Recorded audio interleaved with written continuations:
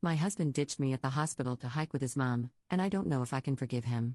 Posted by you/puzzleheaded tooth 255.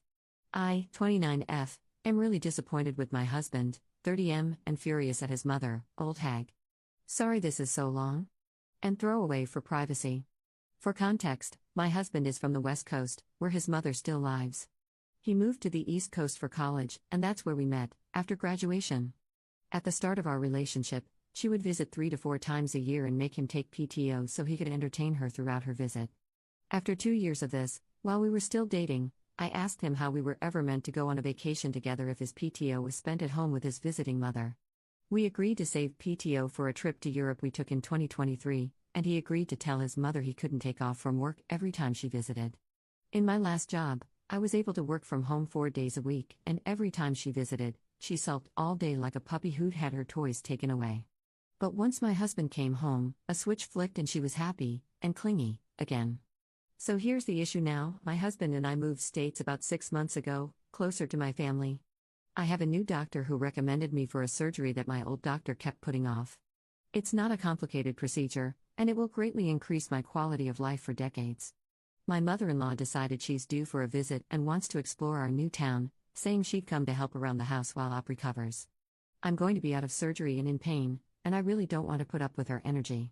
However, we agreed, with my husband saying this isn't a sightseeing visit, she's here to help out, cook, clean, laundry, etc., so I can rest and recover. She can come for a proper visit later in the year. My husband dropped me off at the hospital on Wednesday. It was meant to be surgery, then one night overnight at the hospital for observation.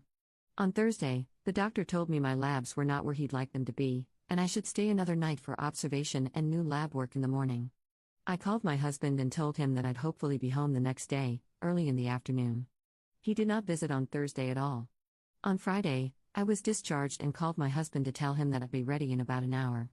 It went straight to voicemail, and I figured he was probably in a meeting, so I'd try again in a little bit. After calling a few times over the course of over an hour, I called my sister, who was lucky enough to be excused from work for the afternoon, many thanks to her understanding boss. She drove 90 minutes to get me and took me home, and the house was in shambles: laundry baskets on the dining room table, the litter box not cleaned since Wednesday morning, days of dirty plates in the sink, etc. I just broke down crying. She packed me a bag and took me to her apartment to recover for 2 weeks. On Friday night, my husband called me asking where I was and said the hospital told him I had already been discharged. He had been on a hike with his mother, and there was no cell phone service, so he missed my calls, which also meant he took PTO for his mom's visit again. Obviously, I can't ban him from taking PTO, but wouldn't you rather spend that freed up time with your wife at the hospital instead of on a date with your mom?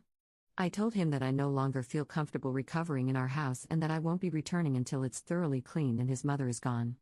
He's calling me a jerk because his mother just wanted to get to know our new area, and I wasn't able to leave the hospital anyway, and that I was making a big deal out of this.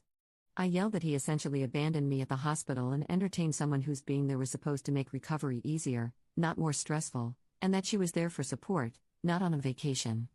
Maybe it's just the pain and pain meds, but am I in the wrong here? Is this a stupid hill to die on? There's a part of me telling me to see a divorce lawyer just to see what my options are because I'm not sure this will ever change. I know this is going to sound incredibly selfish, but I want kids, and I now don't see myself having any with my husband in the foreseeable future. And if this isn't going to work out, I don't want to spend the next 5 years wasting time and money on therapy and missing a chance to find someone I actually can start a family with, someone who can be a committed father and husband before he's a son. Many thanks to anyone who's read all of this. Top/relevant comments. Commenter. Mommy's boy couldn't even be bothered to visit you in the hospital? This is definitely the hill to die on. Cut your losses and leave him to his mommy. Commenter 2. Exactly, didn't visit and then went out of contact when there had already been a complication. What was his plan if those labs that needed to be watched had turned into needing to contact next of kin? Op's response. He kept saying it was a simple procedure and there wouldn't be any emergencies. It was a simple but invasive surgery. It's not like I had a mole removed. Commenter 3. Your husband dropped you off? My mother had 95 surgeries in her lifetime, he was at the hospital for all 95. Stay at your sister's house and have her get your stuff. This is the mountain to die on. Commenter 4. Possible disagree here. I've had a couple of surgeries, and I prefer to just be dropped off. I don't see any reason for my husband to just sit around when there's nothing he can possibly do to influence the outcome. But, that is my preference, and Op's preference might be different. However, I do want/expect my husband to visit if I'm going to be in the hospital overnight, and from Op's tone it seems like she does too, so that's a red flag. The point is, it's not staying or visiting or picking up, it's knowing what your partner wants and doing that. Op didn't seem super upset about the dropping off part, just the visiting and picking up part. I will say that going somewhere without cell service on a day you know your partner will likely need you is a jerk move no matter what the circumstances. Op's response. To be fair, that's me, too. I didn't want him to take PTO for the whole day, but I did expect him to visit me after work at least to check in. Update 1 month later. Hi all. I posted a month ago about my husband basically abandoning me at the hospital to entertain his visiting mother. I thought I'd post an update. We are done. I'm still at my sister's place, and my boss is letting me work remotely due to the commute, but I have an apartment I'm moving into in July that's a 10-minute drive from my job. Thank you to everyone who responded. It was a bit overwhelming. I went into defensive mode and thought I had put my husband in a bad light, but you all really slapped the rose-colored glasses off me. We spoke on the phone every day the first week I was away. He asked his mother to leave ASAP so I would feel comfortable coming back home.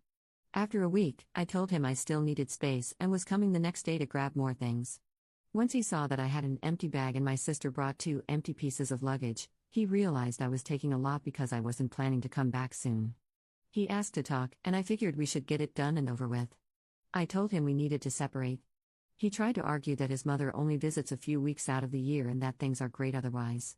I told him that the issue is he expects me to be okay during those weeks with him ignoring my feelings to cater to hers.